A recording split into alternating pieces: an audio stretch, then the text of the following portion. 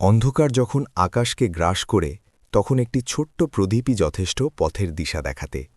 কিন্তু সেই প্রদীপ যদি হয় দাউ দাউ করে জ্বলে ওঠা কোনো মশাল, তবে তা পুড়িয়ে ছারখার করে দিতে পারে দুর্নীতির পাহাড় সমান স্তূপকেও। ক্ষমতার দম্ভে অন্ধ হয়ে যারা ভাবেন সাধারণের চোখের জল কেবল লবণাক্ত জলমাত্র, তাদের সেই ভুল ভাঙাতে এক অকুতভয় মেয়ের গল্প এটি। এই কাহিনী কেবল একজন প্রশাসনিক কর্মকর্তার নয়, বরং একজন আদর্শবাদী কন্যা, যিনি নিজের ব্যক্তিগত আবেগের পবিত্রতাকে কলুষিত হতে দেননি এবং অন্যায়ের সামনে মেরুদণ্ড সোজা করে দাঁড়ানোর হিম্মত দেখিয়েছেন। চলুন আজ পরিচিত হই সোনাপুর জেলার এমনই এক দুঁদে ডিএম অবন্তিকা বর্মন এবং তাঁর সেই লড়াইয়ের সাথে, যা পুরো ব্যবস্থার ভিত নাড়িয়ে দিয়েছিল।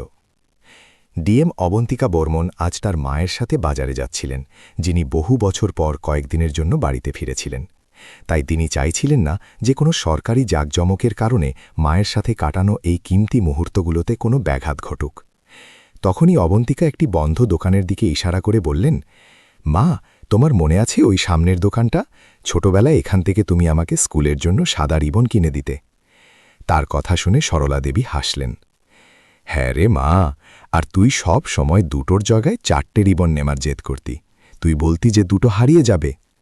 এভাবেই মা মেয়ে হাসাহাসি করে গল্প করতে করতে এগিয়ে যাচ্ছিলেন। তারা দুজনেই নিজেদের জগতে মগ্ন ছিলেন, কিন্তু তারা জানতেন না যে কয়েক মুহূর্তের মধ্যেই তাদের এই খুশিতে ভরা জগৎ তছনছ হয়ে যেতে চলেছে।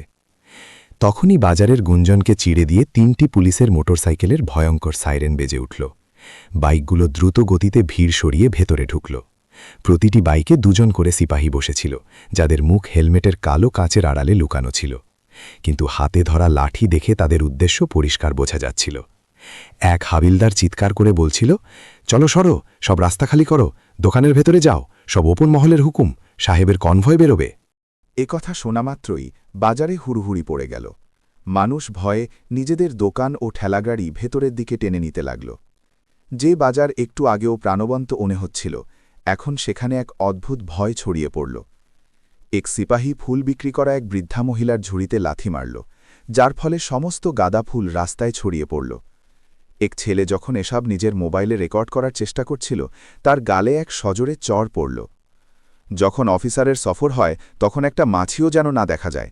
সব পরিষ্কার চাই, এক দারোগা গর্জে উঠছিল। তার নাম ছিল বিক্রম প্রতাপ। তার ভুঁড়ি তার উর্দির বাইরে উঁকি দিচ্ছিল, আর চোখে ক্ষমতার নেশা পরিষ্কার দেখা যাচ্ছিল।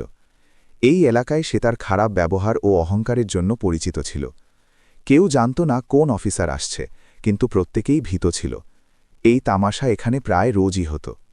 অবন্তিকা এসব নিজের চোখে দেখছিলেন। তার মুখের হাসি মিলিয়ে গিয়েছিল, তার চোখে এক অদ্ভুত নিস্তব্ধতা ছিল।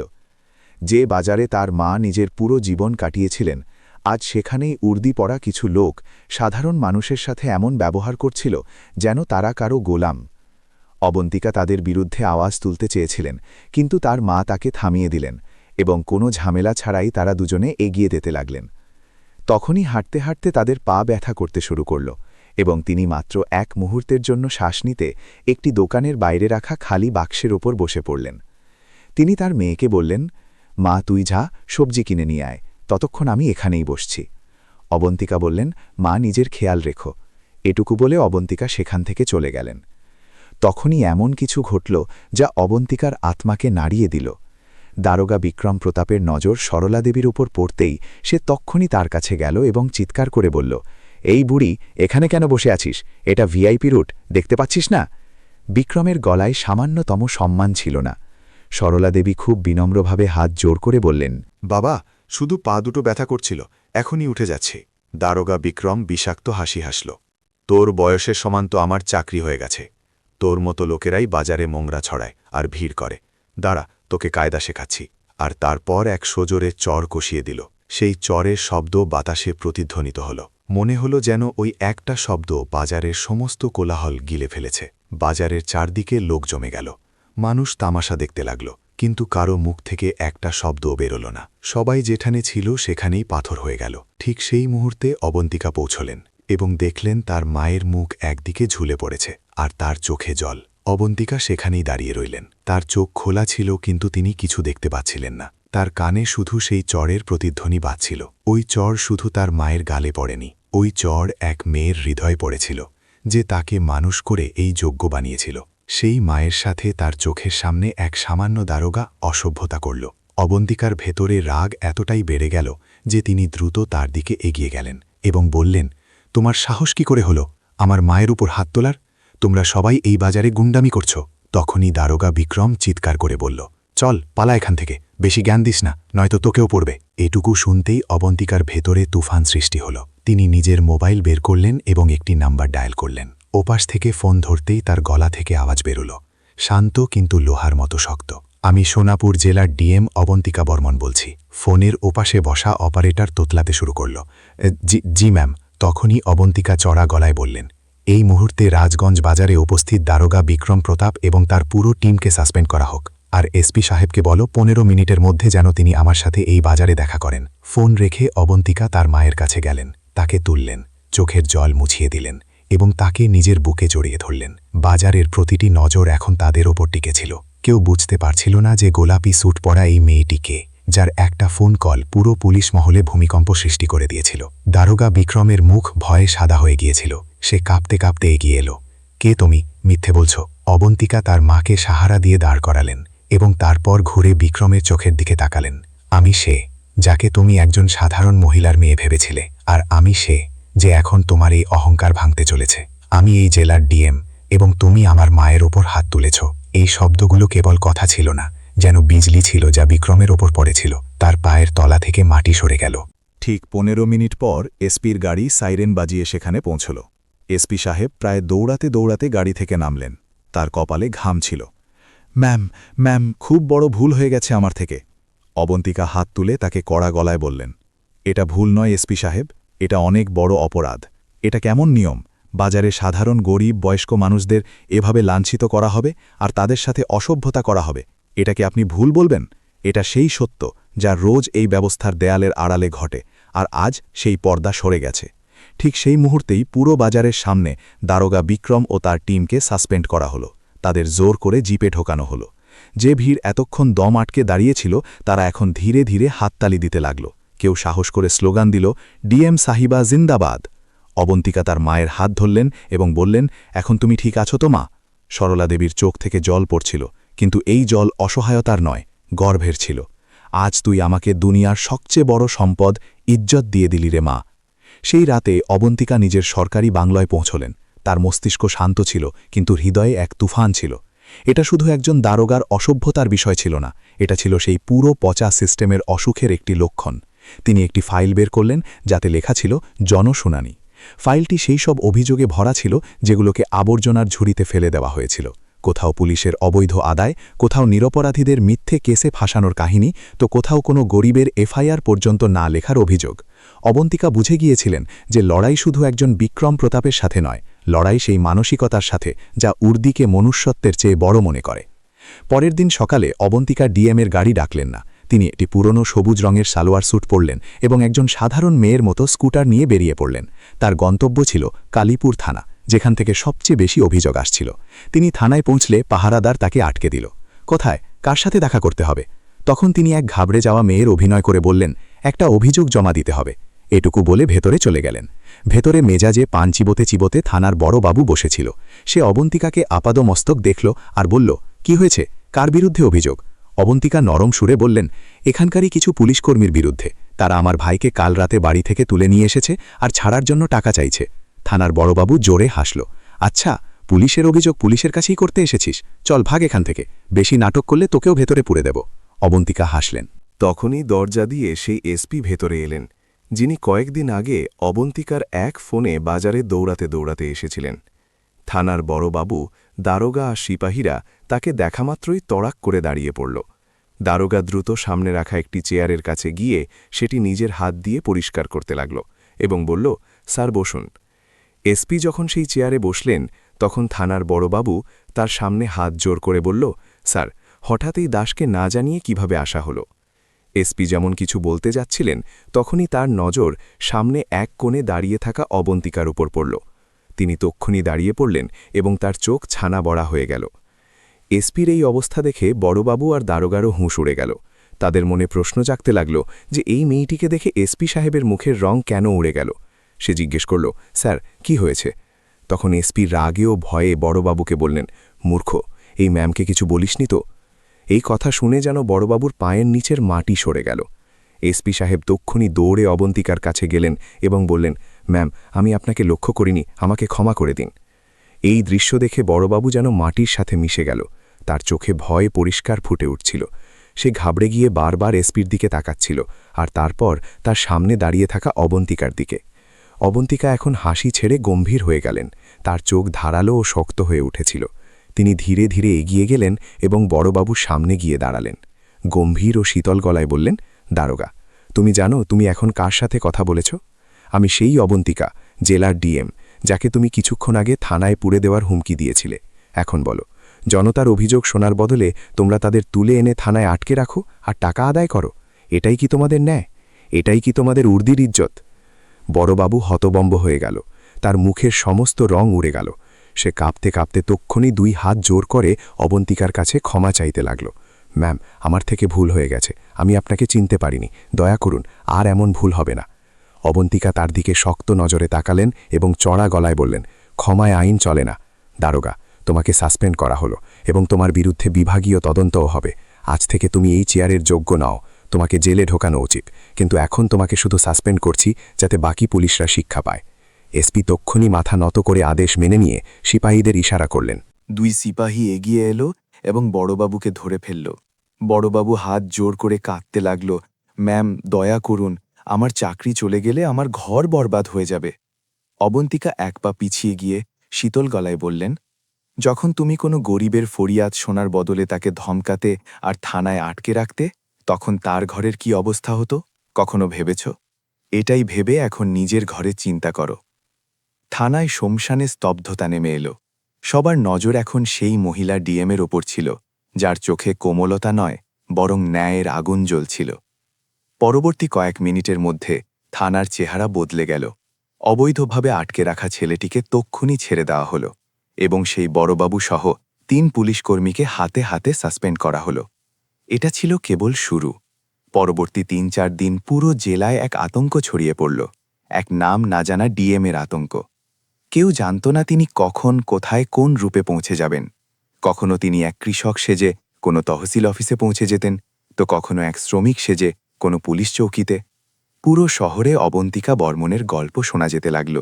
এমন এক অফিসার যাকে দেখা যায় না, শুধু বিচার পাওয়া যায়। জনতা খুশি ছিল, কিন্তু সিস্টেমের ভেতরে বসে থাকা কিছু অসৎ মানুষ অস্থির হয়ে উঠেছিল। তাদের অবৈধ রোজগার বন্ধ হয়ে গিয়েছিল, তাদের দাপট খতম হচ্ছিল। আর তারপর সেটাই হলো যার আন্দাজ অবন্তিকার ছিল। একদিন সরাসরি মন্ত্রণালয় থেকে একটি চিঠি পৌঁছল। ডিএম অবন্তিকা দ্বারা করা কার্যাবলীর তদন্তের জন্য একটি বিশেষ কমিটি গঠন করা হয়েছে। এটা ছিল সরাসরি এক হুমকি, এক সতর্কতা যে তিনি যেন নিজের গণ্ডির মধ্যে থাকেন। সন্ধ্যায় তার মা তাকে ফোন করে জিজ্ঞেস করলেন, মা, এসব খুব বিপজ্জনক, তুই একলা এসবের সাথে কিভাবে লড়বি? অবন্তিকা তার মাকে খুব ভালোবেসে বললেন, মা, তুমি যখন আমাকে পড়িয়েছিলে তখন ভাবনি যে লড়াই কত বড় হবে। তুমি শুধু এটাই শিখিয়েছিলে যে সত্যের জন্য লড়তে হবে। আর তাছাড়া আমি একা কোথায়, পুরো শহর আমার সাথে আছে। কিন্তু অবন্তিকা জানতেন যে এই লড়াই এখন আরও কঠিন হতে চলেছে। রাতে যখন তিনি নিজের কাজ শেষ করে শুতে যাচ্ছিলেন, তখনই তার এক বিশ্বস্ত জুনিয়র অফিসার সৌরভ ভয়ে ভয়ে তার কাছে এলো। সে খুব ঘাবড়ে গিয়েছিল। অবন্তিকা জিজ্ঞেস করলেন, কি হয়েছে সৌরভ, সব ঠিক আছে তো? সৌরভ কিছু বলল না। সে শুধু নিজের হাতে ধরা ট্যাবলেটটি অবন্তিকার দিকে বাড়িয়ে দিল। অবন্তিকা ট্যাবলেটে দেখলেন একটি খুব জনপ্রিয় ও চাঞ্চল্যকর নিউজ চ্যানেলের লাইভ শো চলছে। স্ক্রিনে অবন্তিকার ছবি ছিল, আর নিচে বড় বড় হেডলাইন চমকাচ্ছিল, ডিএমের 2 মুখ, সোনাপুরের মসিহাই কি সবচেয়ে বড় অপরাধী? নিউজ অ্যাঙ্কার চিৎকার করে বলছিল, আর এগুলো সেই এক্সক্লুসিভ ছবি যা আমাদের স্টিং অপারেশনে সামনে এসেছে। এটি সেই ডিএম যিনি নিজেকে অমিত শর্মা পরিচয় দিয়ে ঘুরে বেড়াচ্ছেন। স্ক্রিনে একটি অস্পষ্ট ভিডিও চলতে লাগল। এটি নবপল্লী কলোনির ভিডিও ছিল, যেখানে অবন্তিকা ছদ্মবেশে গিয়েছিলেন। ভিডিওটিকে এমনভাবে এডিট করা হয়েছিল যে মনে হচ্ছিল তিনি এক চা বিক্রেতাকে ধমকাচ্ছেন আর তারপর তাকে চুপ থাকার জন্য টাকা দিচ্ছেন।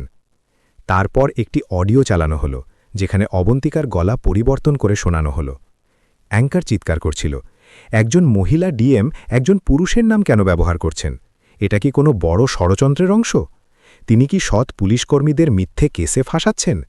আজ পুরো দেশ জানতে চায় এই অবন্তিকা কে আর তার আসল উদ্দেশ্য কি। এটা দেখে অবন্তিকার পায়ের নিচের মাটি সরে গেল। এই হামলা কোনো সাধারণ মানুষ করেনি। এই হামলা সিস্টেমের এমন এক ক্ষমতাশালী মানুষ করেছে যে সামনে আসে না। সে অবন্তিকার সবচেয়ে বড় শক্তি তার সততার উপরই হামলা করে দিয়েছে। সৌরভ ঘাবড়ানো গলায় বলল, ম্যাম, এই ভিডিও দেশের প্রতিটি নিউজ চ্যানেলে চলছে, সোশ্যাল মিডিয়ায় ভাইরাল হয়ে গেছে। তারা আপনার বিরুদ্ধে এক মিডিয়া ট্রায়াল শুরু করে দিয়েছে। এখন লড়াই থানা বা দপ্তরে নয় ম্যাম, এখন এই লড়াই পুরো দেশের সামনে, আর এই লড়াইয়ে সত্যের কোনো সাক্ষী থাকে না। অবন্তিকার নজর স্ক্রিনে আটকে ছিল, যেখানে এক নিউজ অ্যাঙ্কার চিৎকার করে তার সততার ধজ্জি উড়াচ্ছিল। প্রতারক ডিএম, সিস্টেমকে ধোকা, মিথ্যে স্টান্টেড সত্য, শব্দগুলো কানে তপ্ত সীসার মতো ঢুকছিল। এই হামলা ছিল অপ্রত্যাশিত। তিনি ভেবেছিলেন লড়াই হবে দুর্নীতিগ্রস্ত অফিসারদের সাথে, সিস্টেমের ধীর গতির সাথে। কিন্তু এই লড়াই তো অন্যরকম ছিল। এই লড়াই না তোপ দিয়েছিল না তলোয়ার দিয়ে। এই লড়াই ছিল ধারণা বা পারসেপশন নিয়ে, এমন এক মিথ্যে নিয়ে যাকে এতবার পুনরাবৃত্তি করা হচ্ছিল যে তা সত্যি মনে হতে লাগল। সৌরভ বলল, ম্যাম, এখন আমরা কি করব? সৌরভের গলায় উদ্বেগ ও অসহায়তা পরিষ্কার ছিল। সে জানত যে এই ধরনের মিডিয়া ট্রায়ালের সামনে বড় বড় বীররাও হাঁটু গেড়ে দেয়। অবন্তিকা কোনো জবাব দিলেন না। তিনি ট্যাবলেটটি সৌরভকে ফিরিয়ে দিলেন এবং জানলার কাছে গিয়ে দাঁড়িয়ে পড়লেন। বাইরে শহরের আলোগুলো মিটমিট করছিল। সেই শহর যার মানুষের জন্য তিনি গত কয়েকদিন ধরে দিন রাত এক করে দিয়েছিলেন।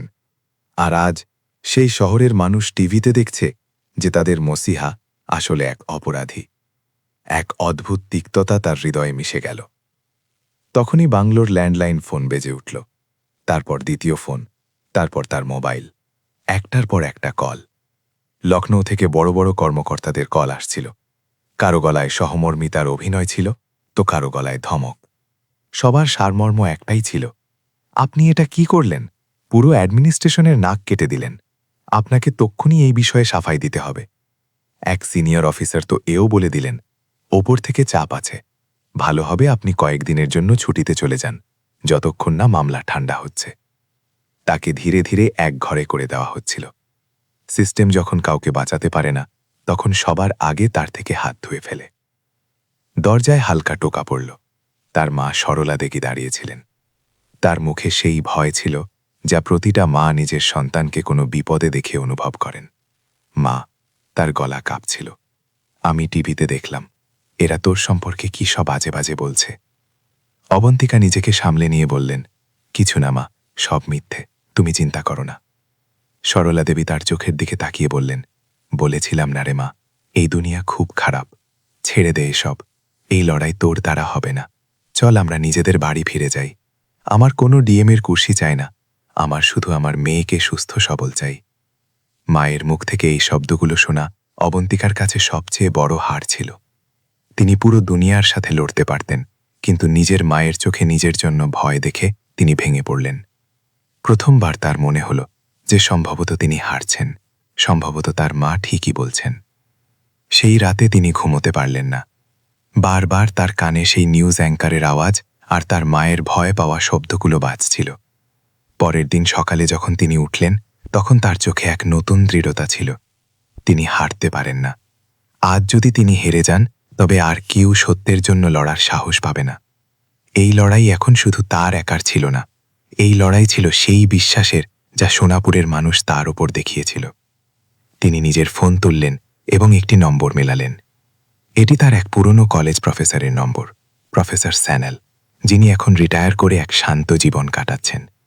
প্রফেসর স্যানাল শুধু একজন শিক্ষক ছিলেন না, তিনি সাংবাদিকতা ও গণজ্ঞাপনের বিশেষজ্ঞ ছিলেন। তিনি জানতেন যে শব্দ ও ছবি দিয়ে কিভাবে খেলা যায়। স্যার, আমার আপনার সাহায্য চাই, অবন্তিকা কোনো ভূমিকা ছাড়াই বললেন। প্রফেসর স্যানাল পুরো কথা শান্তভাবে শুনলেন। সব শোনার পর তিনি শুধু এটুকু বললেন, অবন্তিকা, মনে রেখো, মিথ্যের গতি সবসময় সত্যের চেয়ে বেশি হয়। সে তোমার থেকে এগিয়ে গেছে।